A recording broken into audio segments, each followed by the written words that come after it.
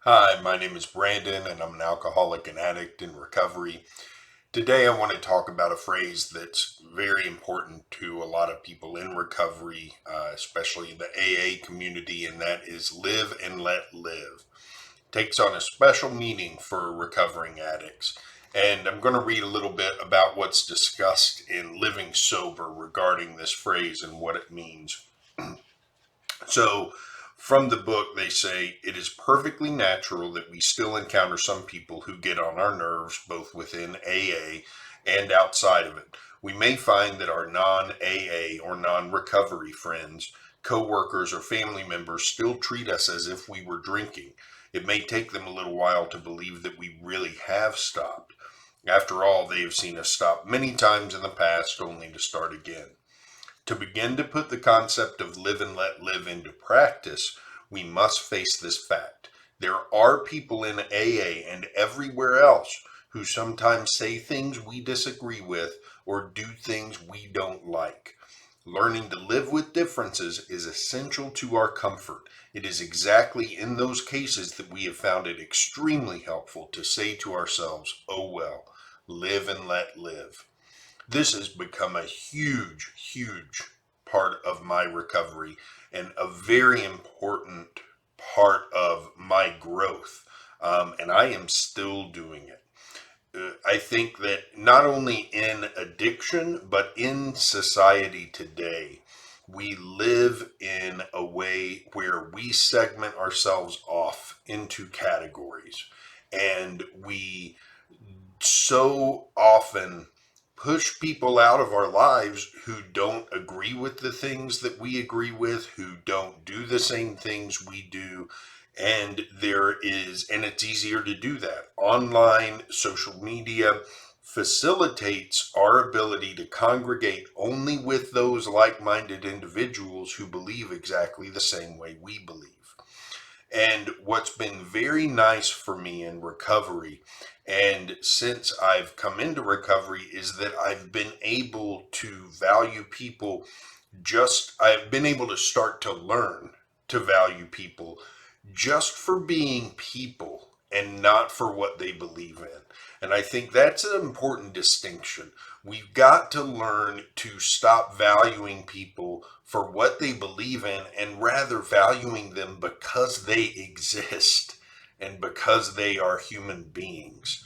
And so that's not something I was very interested in when I was in my addiction. I was interested in putting people in categories and then placing a judgment on their worth based on whatever they believed and did in their lives. And if it didn't align to my values or what I believed, then I felt like they were worth less than I was.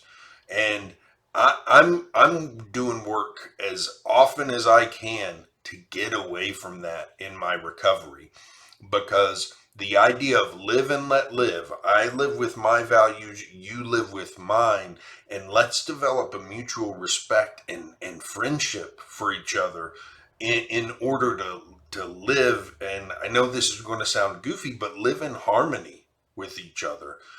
That I find a lot of value and reward in that, because what I've discovered in my time in recovery is that I cut myself off from a lot of very valuable friendships and relationships by placing people into little convenient boxes and then pushing them away just because they didn't believe quite the same things I did.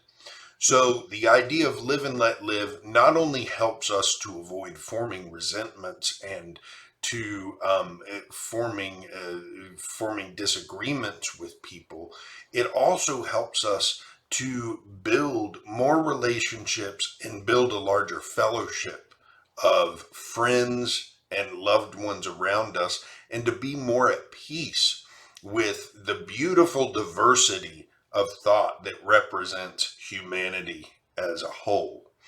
So, just reading a couple more things very quickly.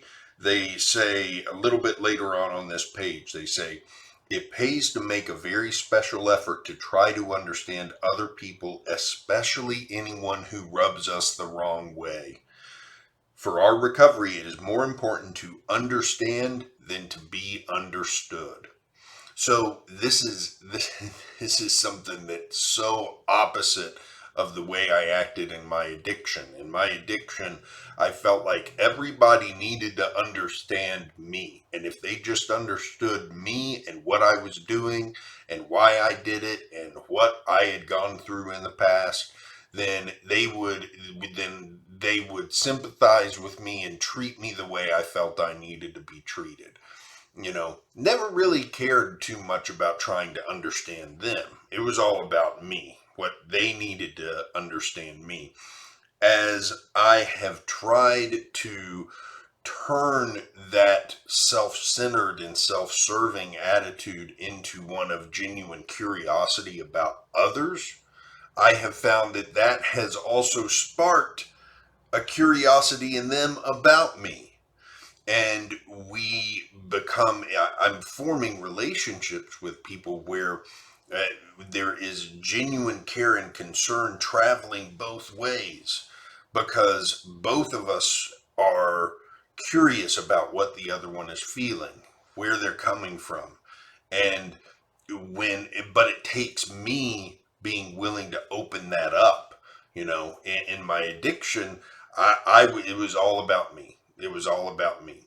And so it's very important for us to open up this two-way street to create relationships with other people, where not only can we live and let live, but we can start to try to understand why do they live and think the way that they do, and not judge that, allow it to be, and appreciate it for being different, and just for being in general.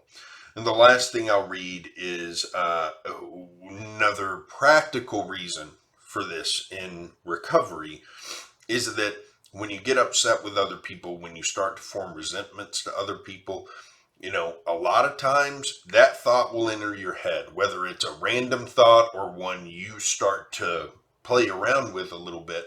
The thought will enter your head of, well, if it's going to be like this, then I'm just going to go back to drinking or using or smoking or whatever it is.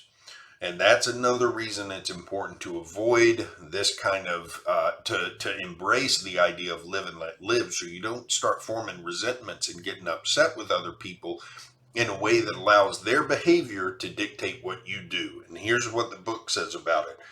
It is very easy to use other people's actions as an alibi for drinking or using. We used to be experts at it.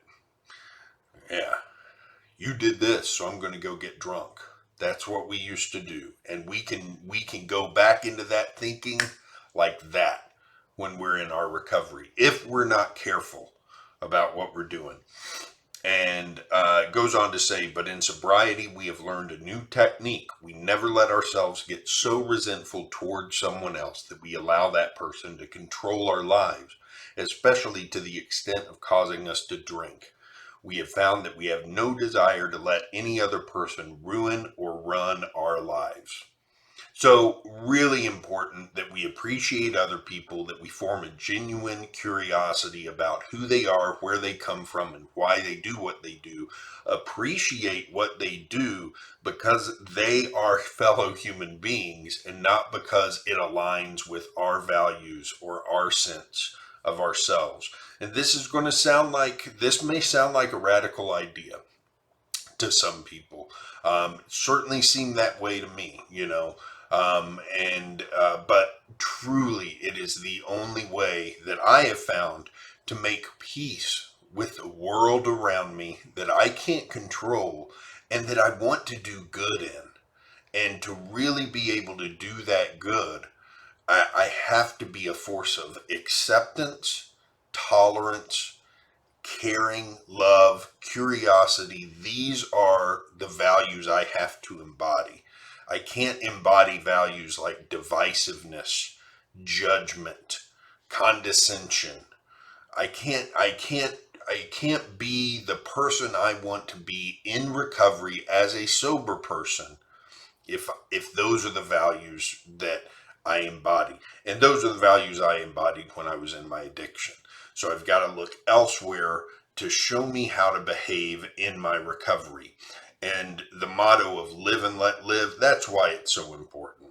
It embodies everything that we've talked about in terms of how to accept and appreciate your fellow human beings, regardless of whether or not you agree with everything they say, do, and believe.